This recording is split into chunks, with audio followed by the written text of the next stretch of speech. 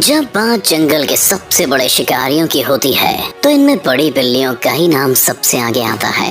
फिर चाहे वो कोई शेर हो, चीता हो या फिर कोई लिपर्ड ही क्यों ना हो, इन शिकारियों के मुंह से शिकार का निकल जाना बिल्कुल भी आसान नहीं है। मगर परेशानी तो तब होती है जब इनका सामना अपने से भी खतरनाक जानवर से हो जाता है। जैसे आप पाइथन को ही देख लीजिए, ये वो शिकारी है जिससे जंगल के दूसरे जानवर ही नहीं बल्कि बड़ी बिल्लियां भी सोच समझकर ही पंगा लेती हैं। तो चलिए देखते हैं वो पल जब पाइथन का सामना किसी बड़ी बिल्ली से होता है।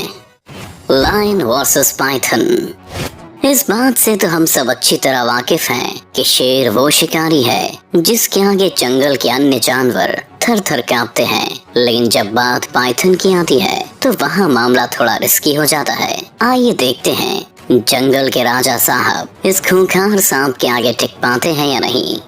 यहाँ शेर के एक बच्चे और पाइथन के बीच जंग की शुरुआत हो चुकी है। इन दोनों को देखकर ऐसा लग रहा है मानो दोनों में से एक की मौत तो आज तय है। तभी तो जैसे ही शेर का बच्चा उस पाइथन के करीब जाने लगता है तो पाइथन भी अपने सिर को हवा में उठाकर उस पर हमला करने की कोशिश करता है। एक पल तो ऐसा आता है जब लगता है कि ये छोटा उस्ताद इस भारी भरकम सांप को बस पकड़ने ही वाला होता है, लेकिन उम्मीद के उलट अचानक से पाइथन उसके मुंह को जकड़ लेता है।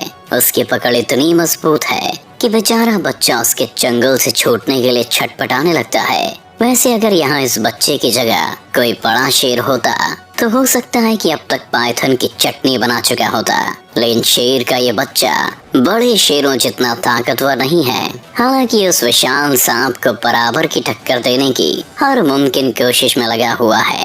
और इतने में शेर के कुछ साथी सही मौके पर वहां पहुंच जाते हैं और पाइथन पर हमला करने लगते हैं, जिसकी वजह से मजबूरन पाइथन को वहां से जाना पड़ता है।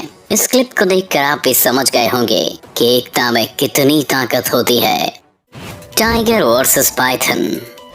ये बात तो किसी से भी छिपी नहीं है कि जंगल का राजा भले ही शेर हो, लेकिन जब ताकत और शिकार करने की बात आती है तो टाइगर शेर से भी 2 कदम आगे है।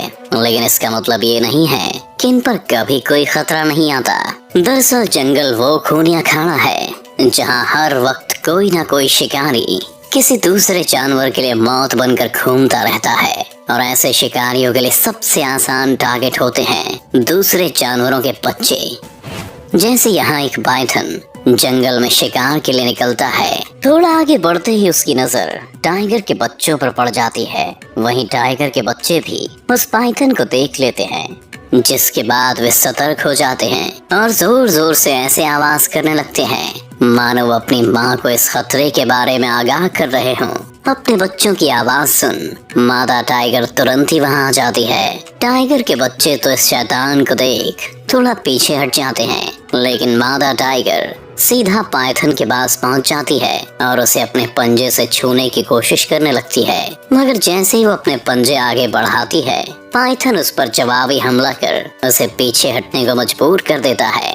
आखिर में ऐसा वक्त भी आता है जब दोनों जानवर ये समझ जाते हैं कि यहाँ किसी के हाथ कुछ भी नहीं लगने वाला और दोनों अपने अपने रास्ते निकल पड़ते हैं।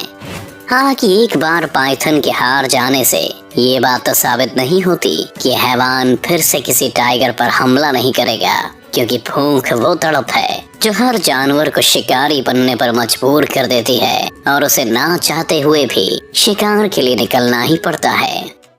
Leopard versus Python. लिपर्ड के बारे में आप सबने तो सुना ही होगा कि ये खूंखार होने के साथ ही बहुत फुर्तीला भी होता है, लेकिन कभी आपने ये सोचा है कि इसका पाला अगर पाइथन से पड़े तो क्या हो? चलिए देखते हैं।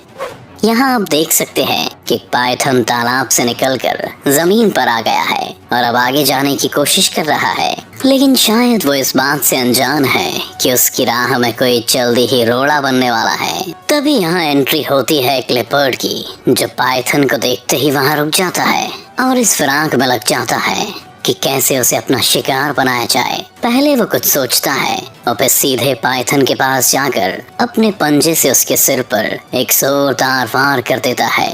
उसके हमले से बेचारा पाइथन भी सहम जाता है और तुरंत ही पीछे की तरफ मुड़ जाता है। लेकिन लिपर्ड कहाँ मानने वालों में से है। वो फिर से पाइथन के सामने आकर उसके सिर को अपने जबड़े में भर लेता है और उसे यहाँ से वहाँ घसीटने लगता है। एक पल के लिए नजारा देखकर लगता है कि पाइथन की कहानी यहीं खत्म हो जाएगी, लेकिन तभी पाइथन किसी तरह खुद को आजाद करवा लेता है और तुरंत ही फिर से पानी में चला जाता है।